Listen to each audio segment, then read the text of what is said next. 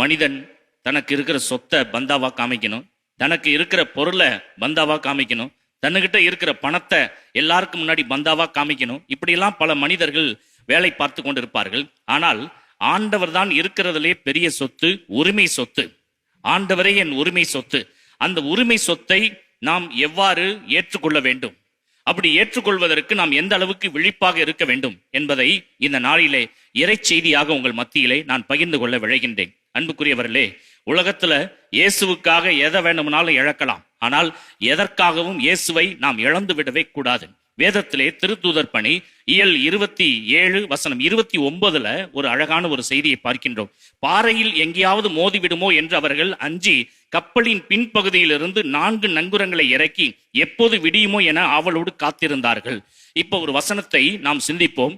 பவுலடியாரோட 276 பேரு இவர்கள் இணைந்து இஸ்ரவேல் தேசத்திலிருந்து ரோமைக்கு போக ஆசைப்படுகின்றார்கள்.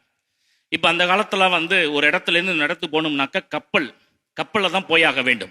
அப்ப இவர்கள் 276 பேர் பவுலடியாரோட சேர்த்து இவர்கள் இஸ்ரவேல் தேசத்திலிருந்து ரோமைக்கு போகின்ற வழியில திடீரென்று ஒரு காற்று, அந்த காத்துக்கு என்ன பேர் கொடுக்கப்படுகின்றது என்றால் இரோக்குளித்தோன் என்று சொல்லக்கூடிய ஒரு காற்று, கடும் காற்று.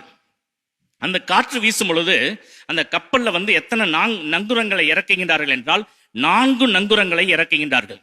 4 நங்குரங்களை இறக்கிட்டு எப்போ பொழுது விடியும் என்று அவர்கள் காத்து கொண்டிருந்தார்கள் என்று வேதம் சொல்கின்றது. பிரியமானவர்களே, இன்னைக்கு நம்மளுடைய வாழ்க்கையில இந்த உலகம் பையூரிலிருந்து பொய்யூருக்கு மெய்யூருக்கு போவதற்காக காத்துக்கிட்டு இருக்கிறோம்.